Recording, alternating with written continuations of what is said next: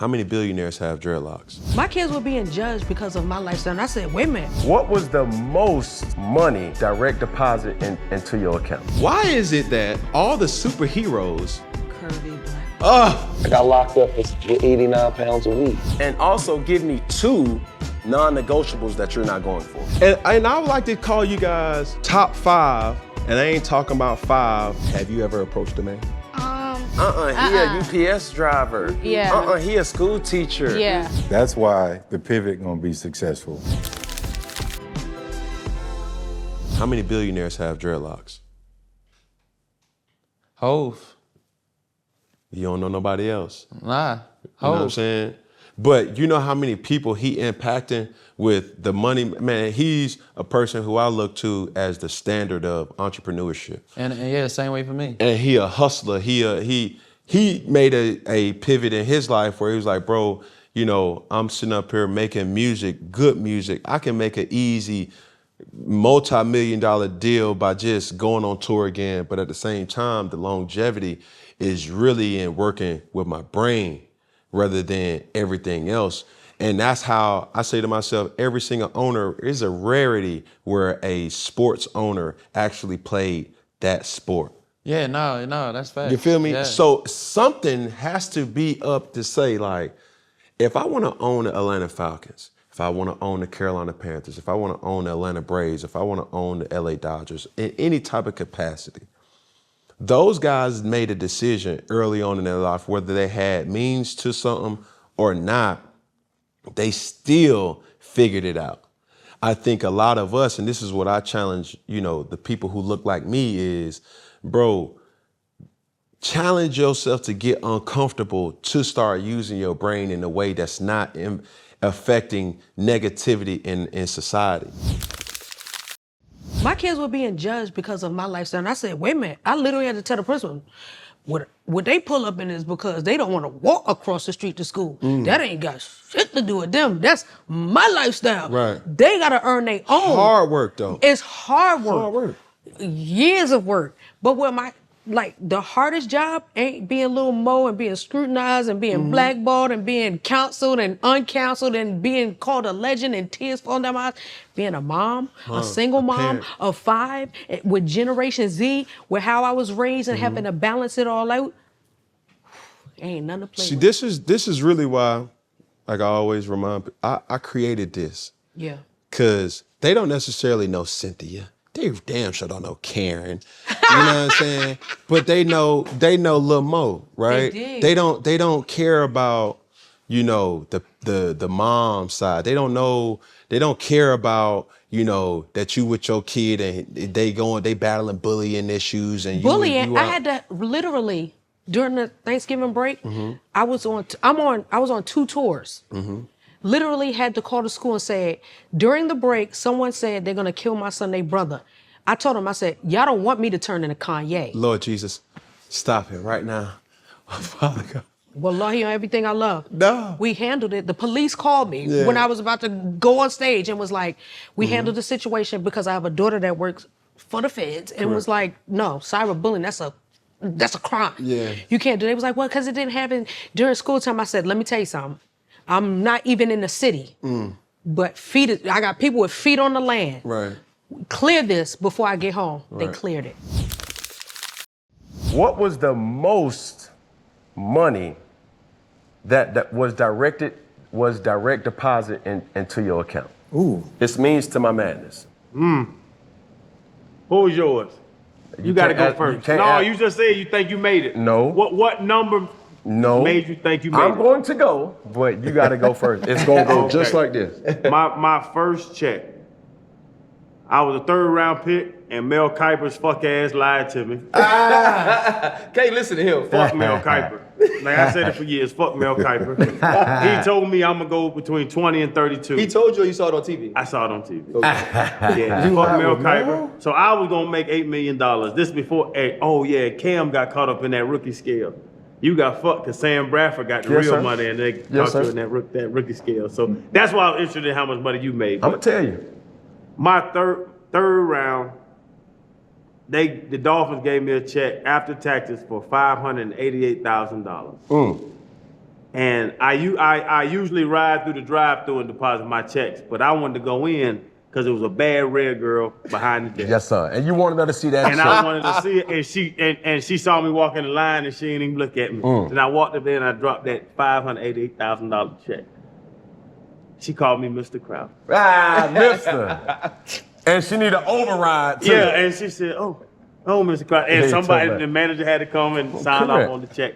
And they deposited $588,000. But heading to the bank, you talking about the emotions, heading to the bank for $588,000. At where I'm sitting now, like, that's not real money. But as the 21-year-old that just got $500,000 cash, I called my mom, I called my sisters, I called my daddy, I called everybody, and I sat in the car and I cried, and I smiled, and I cried, because this is more money than anybody in my family history has ever made. Correct. In a single year. Collectively. Or probably 2-3 years. Collectively. And that's what happened. And so $588,000 check is what my signing bonus was, the 3rd round draft pick in 2005. And I knocked it down.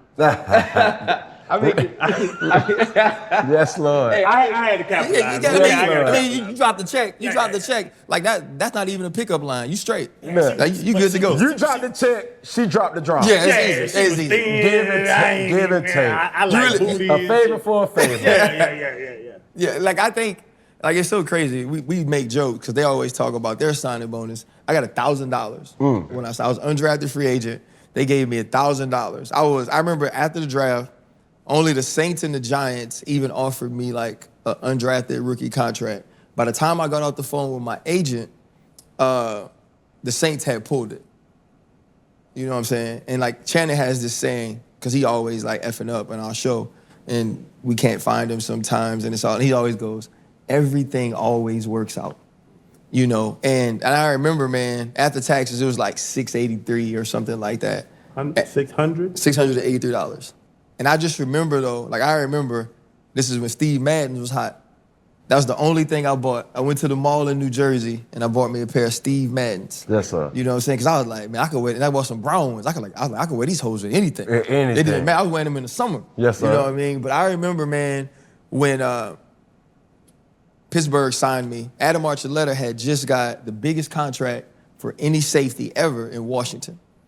And the coach from Washington called me and he was like, we want you to come back. All 3 of y'all gonna play, whoop-de-whoop-de-woo. And, but they wanted him to come back on vet minimum.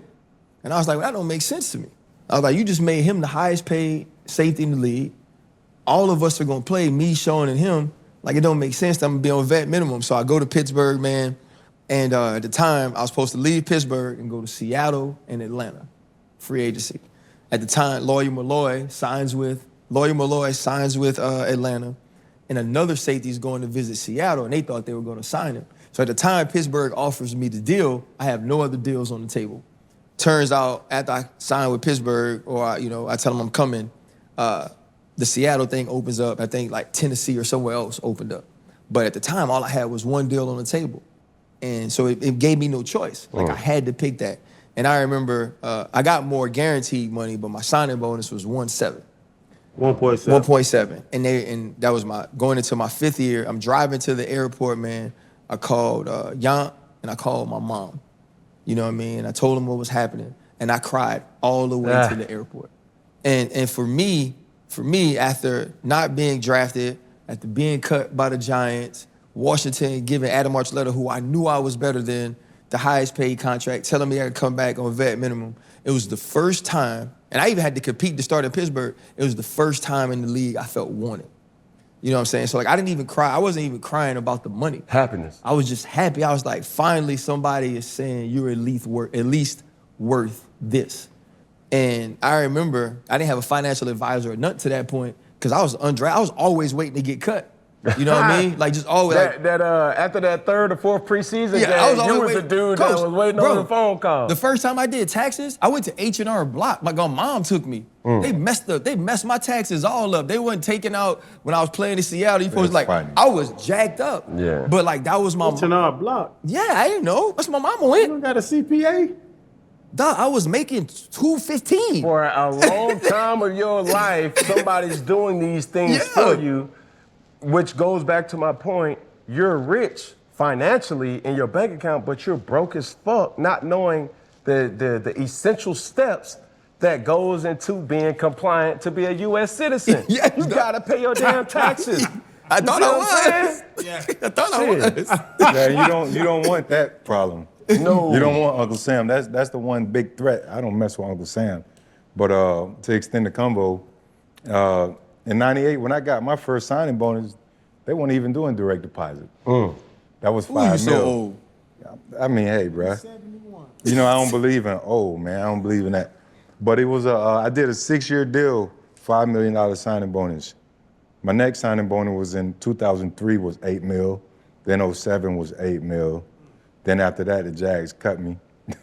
I had to go to New England. I did a 2-year, $3 million. Yeah. But in terms of the biggest signing bonus, it was those two $8 million ones in 03 and then 2007. And boy, I know how the old school players before me used to feel when I got an $8 million signing bonus, right? Because I'm looking at these guys nowadays, the guys that are really, let's say they're like 6 men. If we're gonna, compare it to the NBA, there might be 6 men, 7th man. They're getting $20 million up front, guaranteed. Just third down backs. Bruh.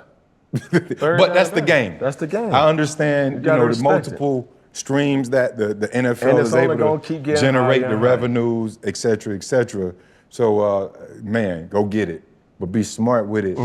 Build together. You know what I'm saying? So that's where it is. Yeah, let me flip it on you. What was yours? Let me flip it on. No, I don't watch that. We gotta ask him. Because he got hit on that rookie scale stuff. Yeah, but then he came with 100. No. But first, Sam Bradford got 70. Yeah. And then you got 24? 22. 22. Like, the league, but it's not 70, bro. Bro, I'm still chasing that, trying to get what Sam got. You know what I'm saying? But for mine, my rookie deal was, it was capped, right? And it was $22 million, all guaranteed. And Drake had a song out, 25 sitting on 25 million. Well, I was like, I'm 20 years old sitting on 22 mil, you feel me? And at that time, that was the most money that I've ever seen. So my signing bonus probably looked like, $6 million after taxes? So really like 3.2 or whatever. Then I hit the bank again at 14, signing a contract for 103. So that came back, I think that was like an $18 million signing bonus, so in a hard check, it looked like $9 million. See what I'm saying? So my base salary through that year, it wasn't the signing bonus that gave me that rush. It was that every Tuesday, when you looked at that account and you seen that plus or that green number that's coming in, man, I was looking at $732,000 every game. A game, bro. A game. That's throwing four touchdowns, 1 rushing, or 1 fumble loss and 3 interceptions. Same check. Same check. You know what I'm saying? So when I'm talking to young cats now, and I'm like, bro, don't sit up here and be in awe of the rapper that's falsifying this lifestyle. Like, bro, commit to something. Because once you commit to something, bro, you're going to get compensated for that. Correct me if I'm wrong. Why is it that all the superheroes, superwomen especially, template, blueprint, shape, creation is off of what type of woman? You can say it. A curvy black woman. Oh! I mean. But the face don't match. No. Because, I mean, listen, the one that I'm going to give you off the jump. When I seen The Incredibles. Oh, yes! And I said, Oh, yes! God damn, Mr. Incredible, shit, what are we doing? I ain't never seen no damn Martha. Yes! You know what I'm saying? That not to discredit anybody, but I'm like, golly, Yeah. Auntie look like Cardi B, man. Nicki Minaj. Like, what are we doing? I thought the same thing. And I was like, okay, damn. where we get even, and she flexible? Look, let me stop. Elastigirl? thick as shit. Like, Let me stop. yeah. No, I hear you. But- I mean, you know. Come on now. You know. But I for mean, years though, years. Yeah. And I just thought about it because when I was talking, you know what I'm saying, to my homeboys or just to any social group, I was like, damn, every superhero in some way, shape, form is cultivated or crafted off of a minority sculpture. Yeah. You know what I'm saying? And you call it culture vulture, you call it whatever. I call it creativity. You know what I'm saying? Because one half of it, you could look at it and you could play, you know, oh man, you know, they've been biting our style for years. But also to give you your credit, it's not a lot of people who look like that who has an opportunity to impact or wants to impact. Like you just said, if you leave or you don't do this anymore, there's a voice missing. Yeah. We need more voices to say, nah, man, I'm standing on this and this is what I believe in. This is who I'm representing, because I'm saving a kid from being in, you know, Atlanta, Georgia, College Park, Compton, Maryland, wherever, and wherever it might be. It's just something that could be prevented, because if they could look on TV and they could say, oh man, Terry J, I don't even know who she is, but she cool, I can relate to her. That's right. feel And it's me? important. It's important for young people to just have references that they can recognize, that they can either even dream about or aspire to or see like that's doable. Yeah. Like, and it all is doable. Right. It's like, you know, I mean, I grew up in a rough neighborhood. I had no idea I never even dreamed about where I am right now. Yeah. Because I didn't even know to dream that. I just didn't know that. Yeah. So now when I'm working with young girls, I'm like, the sky is the limit. They have to see us thriving Yeah. and doing amazing things and achieving abundance, and so that they know it's so doable. It's tangible. Give me 3 qualities that he has to have. You know, And also give me 2 non-negotiables that you're not going for. well, I have one of the qualities and one of the non-negotiables right off the top. First quality, God-fearing. He has to have a relationship with God. That's the foundation. Like we went back to accountability, that I can hold you accountable to that, hold myself accountable to that. You say you're a woman of God. Okay, you need to walk like this. Non-negotiable is cheating. I have not been married. I have not ever walked down the aisle. I don't know what I would do if my husband cheated on me. I haven't got there yet. But in the dating, boyfriend, girlfriend phase, if you cheat on me and I am your girlfriend, that's a non-negotiable. I'm gonna walk away. But I will then say too, for rebuttals on both of those, Okay. you know who the fuck you dealing with prior to him ever cheating. But then You're gonna see that. yes, red flags, but let's go back to the communication. Hopefully, I'm meeting a guy that lets me know up front, I cannot be monogamous and I cannot commit to you. Hopefully, we don't get to the cheating, right? Hopefully, we're not getting there. I'm publicly saying this. I am okay with having these conversations with men. You can tell me, sweetie, if you do not want to commit, you do not have to commit. There is not a gun to your head saying you have to be my boyfriend. You said you were gonna be monogamous. I didn't make you say that. So if you say that out of your mouth as a man, that is what I expect. But in that situation though, when is that conversation going to ever happen? Because you're not talking about that on the first date. Not the first date, but with my ex. When he asked me to be his girlfriend, the first thing I said to him was, absolutely, if you cheat on me, I will not stay. Okay, so then I will have a rebuttal to that. Before I get to my rebuttal then, I would also ask this. What religion? Well, I'm Christian. I'm Christian. Right. I'm more spiritual. I don't just go to church and practice religion. Could you date a Muslim? I think I could. Could you date a person that's I'm open. Hindu? I don't know that religion, that beliefs, but I'm open to dating somebody that is not Christian, yes. Right, okay. Yes, That's my I am open point. to that. Okay. I'm open to having that conversation. I'm not Correct. going to shun that just because they're not Christian. Right. Yes. So then my next thing would be, you got a 85% good man. He has a job. If he were to have some kids, he takes care of his kids. He's the breadwinner in his family. He has the discipline to be able to hold you accountable and put you up on some new shit. Okay. But that 15% is a big chunk that he battles with infidelity. Are you willing to be with a person to see him through that issue? After marriage, or are you talking about dating? No, dating. Absolutely. No, I'm not. So what if you got a 90% good guy? I'm not. We need to be friends then until you can work this out. We need to be friends. You telling me the truth, we need to be friends. If you want help through that, let me help you as a friend. Right. I do not want to be sleeping with you. I want monogamy. Right. I don't want to sleep with you, and I have no idea what you're doing outside of this relationship. Of course. So I love the truth. Let's have the truth. Great. Now that we're here, we should be friends. We should have a platonic relationship, and if that's something you want to work through, let me help you work through that. Let me support you as a friend, but I'm not going to support you as a girlfriend. Right. Now, after marriage, we have that I don't know. I'm not condoning cheating in a marriage, but I've never been to that point yet. And let's be honest. I'm not condoning cheating either. I'm just for the sake of this discussion. No, for sure. I love it. I love it. And it's making me think because Correct. these are situations I honestly have never been in. And I'm saying this now, you really don't know until you get to that point. Correct. But me right now, and you know, proof of what I've done in the past, my ex, I loved him to death. I haven't talked to him since the day I found out he was cheating on me. That was a year ago. So when I found out, ladies, if you have a non-negotiable and when it happens, you negotiate, it's not a non-negotiable. Yeah, but I'm saying this though too.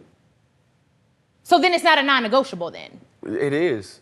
We're negotiating though. No, yeah, I'm just bringing certain Right? things up. Yeah. Right? But I'm just trying to bring out a fact that Okay. I just want to give you a different way of looking at certain Absolutely. things. Not accepting cheating. No, I'm not saying by no with means. you. I'm saying with the person. Right. But I'm saying you have such a good person, a figure in your life that can make you better, right?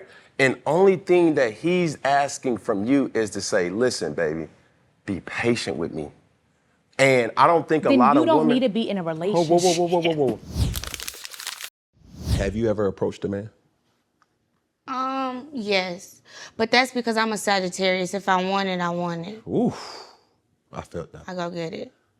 So you approached the man. You pulled up on If I him. want to, like, that's what I'm saying. I'm different. But, like, I'm not like, approaching that. But if I really like you, yeah, I will approach you. I don't have, like, we're grown here.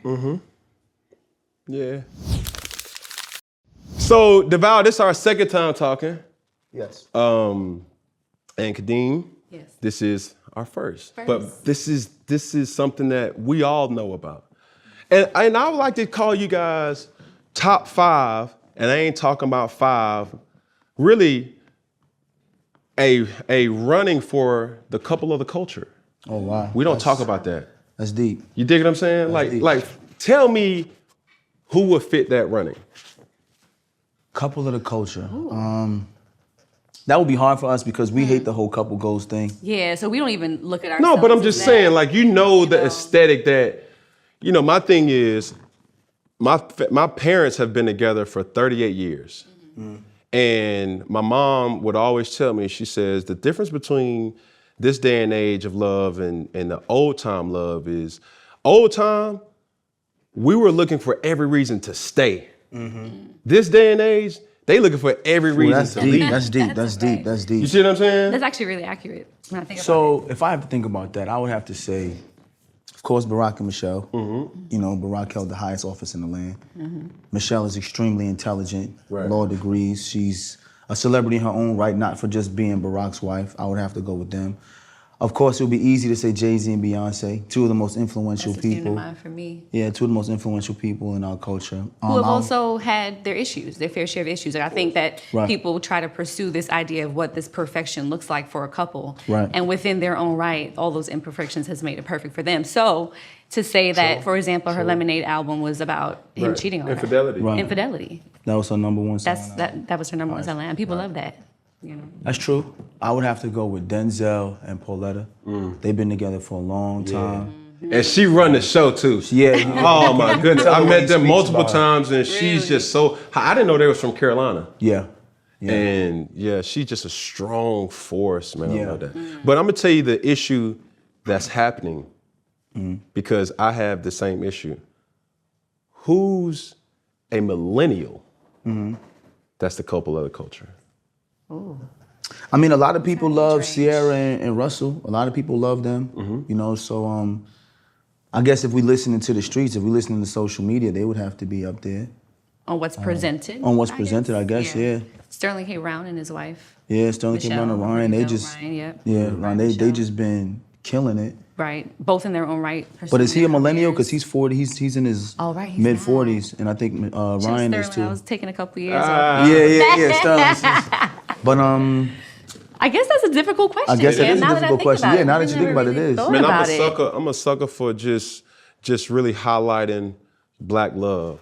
Just love in general. Fuck black, fuck white, fuck, you know, just it's love. You feel me? Like we see it oftentimes in entertainment where a lot of people, they publicize their relationship, but it's just the good. And the thing that I've always respected about you guys is you guys show the real, whether it's uncomfortable, right, whether it's very critical, whether it's a social experiment, social event, or a current event, I'm sorry.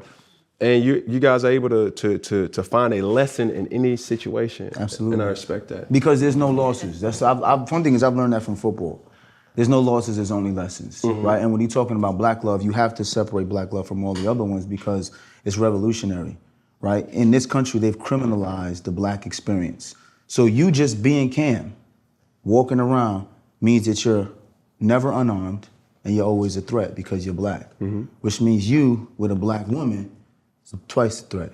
But I'm gonna stop you, and I don't agree with that to a degree. Okay. Because as black people, we set the standard and the relevancy for so many things. Absolutely. So it's on one hand, it's like socialized or as a social, kind of experiment, we're one thing, but for a cultural experiment, we set the trends for everything, the way people talk, the way people act, the way people present themselves, the way people just, have this aura about themselves. And yeah, I hear what you're saying on one front, but you also has to mention, like, without, the suave of, the black person, shit, we'll be lost. Absolutely, but that's why black love is so revolutionary.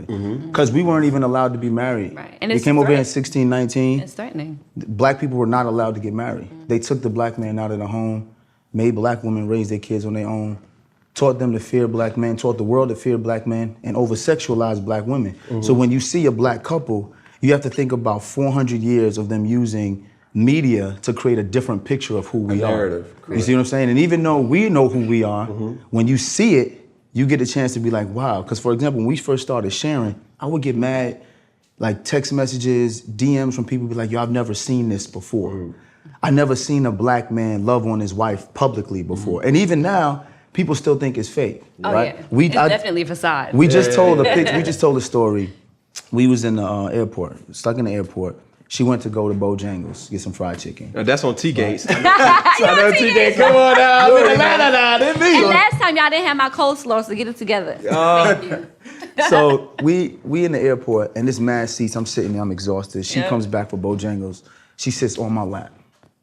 Sits on my lap. It's mad space, it's on my lap. So, she's on my lap, I'm grabbing the booty. She feeding me chicken, we talking, and a woman comes over, older black woman, and says, I gotta be honest.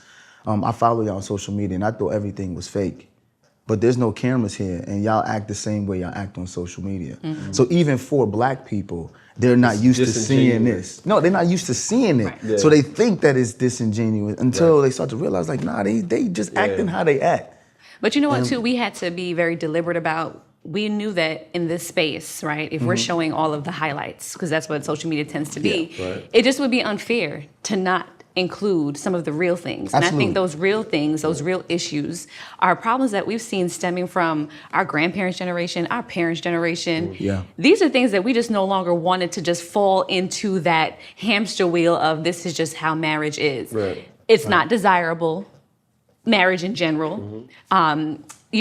Men, for example, are going to be like, good luck if you're getting married. What happens when your homie say he about to get married or somebody's about to get married? You never like, wow, that's awesome. How do you plan on, thriving in this marriage? What you doing for the bachelor party? Exactly. How you going out? No, exactly. How you going out? Because life is over. So we just felt like we'd be remiss if we didn't show some of that. And it kind of almost, I want to say accidentally happened because we weren't necessarily on a pursuit to be this ideal Nah, we weren't. family. It just kind of happened with the videos showing things in jest, problems that we were having that I think were universal problems. Right. It was just nice to see it in a comedic space because people are easily able to digest it that way, Mm-hmm.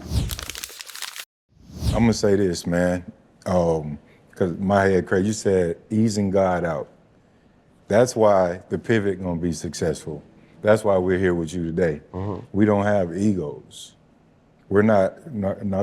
We don't. Narcissist. We're not Narcissistic. narcissistic. No, I was gonna get it right. I fucked I'm up helping the time. you, bro. Yeah, I appreciate it. Hey, we just talked about help. Okay, We watch just out. talked about help. Watch out for him. Let me. Watch out for him. No, I appreciate it, but I got it. But we're not narcissists. You still ain't got it, motherfucker. I just got it, bro. Don't try me, dog. But no, seriously, man, I think that we're selfless. We go and we just do what we do, and that's why we're here. And truthfully, and I say this without being messy, that's not why we're over there. You know what I mean? Can we talk about it? It's up to you. This is your show. I'm just telling you why we're here. We need to talk about it because I met you in one way, but I saw you on a platform that wasn't the pivot. It was I Am Athlete. Right? And I'm not gonna bash nobody. I'm cool with B. Marsh. He actually kind of counseled me in doing what I'm doing to this day. But at the same time, there's a message in that people need to know. Why didn't it work out? How did Ryan Clark, replace a figure that wasn't normally there 2 to 3 years ago? I can say this, Ryan didn't replace a figure. Ryan is here because Ryan is here for who he is. And I can say this also, with whatever we did on the other side, this is my opinion, and it ain't hate, this is my 1000% me. Yes, sir. No hate and no funny shit.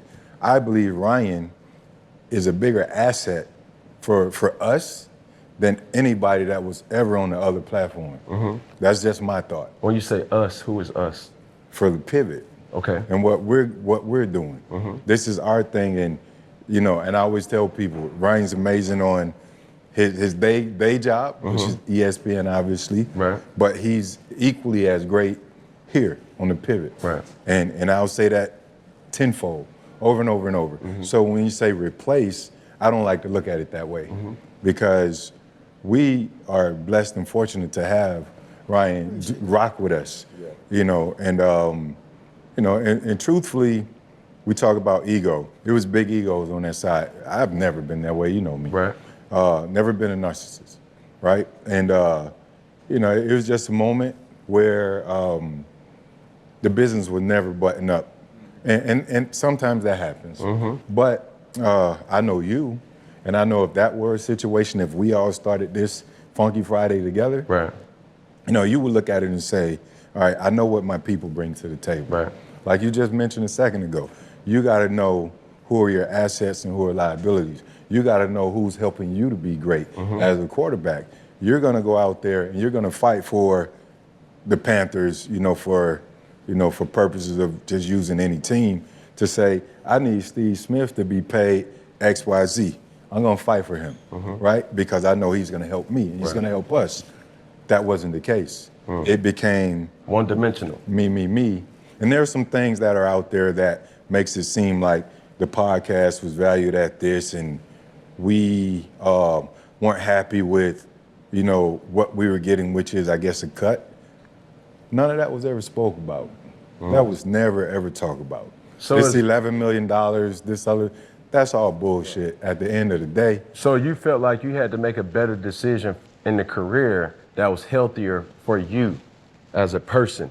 The decision that was made was on business, this ain't adding up and this don't make sense.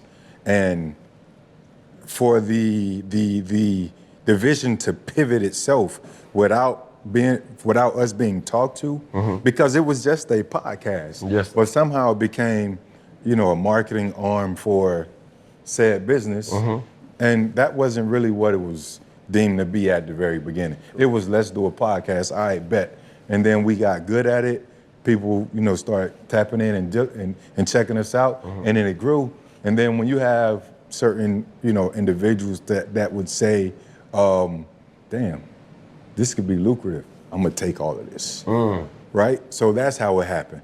But we kept going to the table, and me personally, I'm not gonna speak for Chan, but me personally, from inception to the point where it all broke up, it was well noted and known that all of my sweat equity, talent fee, everything's being rolled back into the pot. So from the beginning to the very end, if you put dollars in, my dollars match your dollars side by side. Yes, sir. Because that's sweat. But at the end of the day, if this is let's just say if it's $1 million valuation on the podcast, and if I put in, let's just say 50 grand. Right. And if you put in, let's say 100 grand, mathematically, I should have a third ownership. Right. It's a partnership. Right? That's a partnership. Not revenue split, not all this Yeah, other bullshit, but from not profit sharing, from equity ownership. Correct. That's easy math, not 5%. It's more like 27%. Yes, sir. So that's why I'm here with the pivot. And we weren't gonna do another podcast. We just said, man, this ain't right. We're gonna leave this. And whatever happened after that is gonna happen. And that's the real shit that we never really, it's more. People are a whole lot of stuff. But we try not to get messy. But when you see the other side attempting to take the high road, but it comes out as bullshit, then you gotta come out and say, you know what? That ain't all the way true. Right. You know what I'm saying? It might be some truth sprinkled in there, but the 11 million, that's what you probably put in the gym, but you didn't put that in the podcast. It wasn't nowhere near. You ain't gonna pay 11 million for no fucking podcast. Yes, sir. You know what I'm saying? So I'm curious. Yeah, that's just my side. And that's that. And Freddie, and he's funny about it. Like, I see what I'm you still dancing around a little bit. He's still dancing around a little bit, but that's the gist. Man, let's keep it funky now. We're gonna keep it funky. That's the name of it. Let's keep it a buck. I'll tell you this, Cam. You gotta respect your dudes. You gotta respect. You was cussing. You gotta respect your niggas. Yeah. If you and your niggas start something together, the respect has to be there. Yes, sir. And you got to do it. And even on some nigga shit, like Freddie said, if we were to start Funky Friday with us four, and it blows up like it has, then all love to you, bro. I watch every single episode. Yes, sir. When it does blow up, you gonna be like, bro, it's four of us. We at the 25, table. 25, 25, We at 25. the table. We a team. Yes, sir. A partnership. We gotta cut it up. Yes, we gotta sir. pay the overhead, whatever you pay for these cameras, for these producers, pay that, and then whatever the net is, anybody knows money is net and gross. So pay that, and then that's net. That's what your net brought in. From there, us four should profit, and we should cut it up. And that's where we went wrong, is where we weren't gonna cut up the net. Oh, I bought the cameras. Oh, I paid the producers. Oh, I paid this. Pay everybody. And when this final check comes in, let's cut it up 4 ways. Yeah. Reggie Wayne was a part of it. Reggie Wayne got out of there because he saw that the pot wasn't gonna get cut right. That was the first thing Reg said. That was the first thing Reg said. He's not gonna cut the pot right. Ocho comes in. Ocho don't care about the business. He do a Ocho's million not things. worried about that. Ocho is gonna be Ocho. You know what I'm saying? Ocho gonna be, and I love Ocho. Got his own brand. We just ate dinner. We was dinner with the wives the other night. Yes, sir. Down there on South Beach. And Ocho gonna be Ocho. Ocho gonna do him. But Ocho came on our podcast already.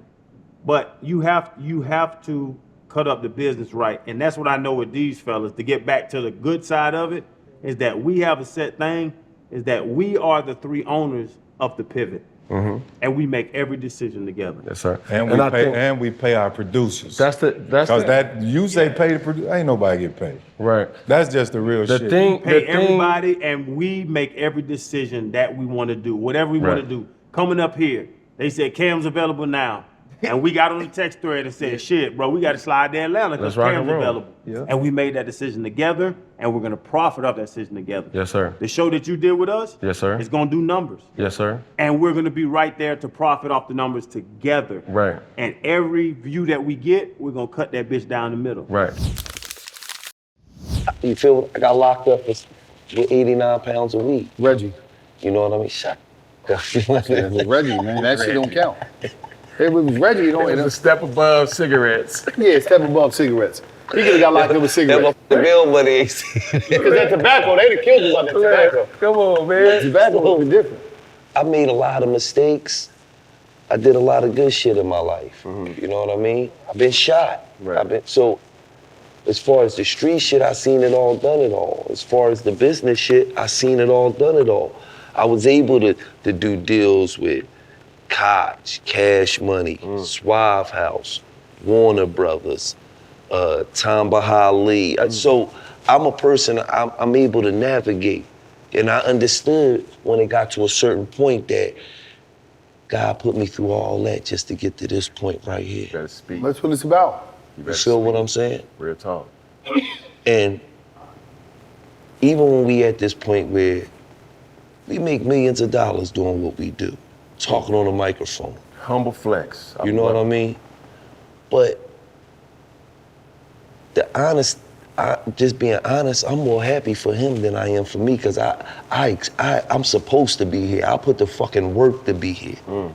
You feel what I'm saying? Yes, sir. So every dime I make, I'm supposed to get that. I'm actually running late on mine. You feel what I'm saying? Right. I'm more happy that my cousin was able to come home from prison after doing 20 years, sitting in a fucking box for 20 years, man.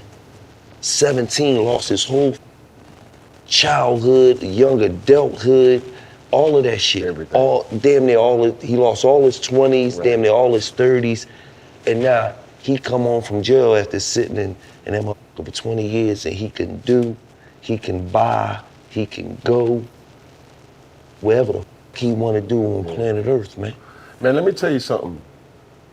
This rare, because now is competition with the closest people that's to you. I'm competing with this dude I grew up with, and I'm going to, in essence, hate on him to a degree. You know what I'm saying? Rather than put on. I heard the analogy where it's like when you make it, bro, you don't reach back out. You don't reach back to give them something. You reach back to bring them with you. Right. Yeah. But not bringing them with you by giving them no handouts. You reach back to say, bro, listen, this is what we own right now, right? And it's up to you to hold your own weight. So when we sit down at the table, you presenting something to the table. Absolutely. And this relationship, bro, is powerful, it's needed, it's strong.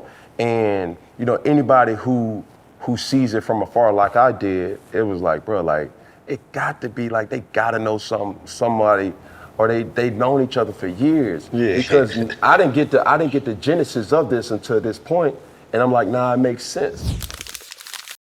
A lot of women feel just a lot of men feel like, man, I want somebody to look like this. I want him to be like this. I want her to do this. I want them to. They've came in your path. Right. But then you said, he a UPS driver. Yeah. He a school teacher. Yeah. She work at, da-da-da-da-da. Look at him trying to say he got a 9 to 5. You know what I'm saying? Yeah.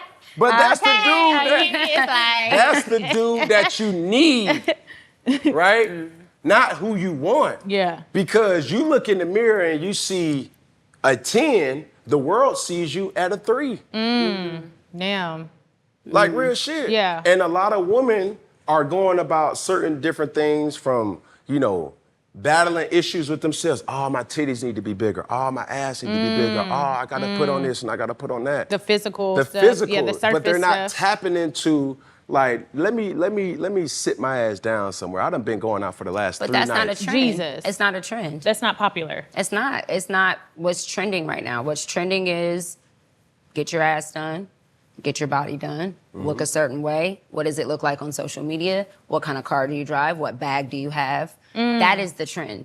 So if we have to take accountability as a culture on what we are applauding. Right. Ooh, come on. So who do you applaud, Ms. Come Megan? on. Who's doing it the right way from a relationship standpoint? Or I don't even know, to be honest with you, because everyone's relationship is Surface level. It's private. I don't know what goes on behind closed doors. But you know what I'm still saying? can admire somebody from afar. From I would what you say see. Tabitha Brown and her husband. We just had her on the podcast, and I admire the way he speaks about her. Right. I admire the way she speaks about him. I admire that when she was becoming an actress and on the grind, he was working a full-time job. Yep. Right. And then when she got popping, she retired him. Yep. You know what I mean? After working 15 years, I think. They've been together 24 years, married 19. Married 19 years. And I think he did 15 years as a police officer. And once she got, her career took off, she retired him so that he could do what he really loved to do, coaching basketball for kids and stuff like that.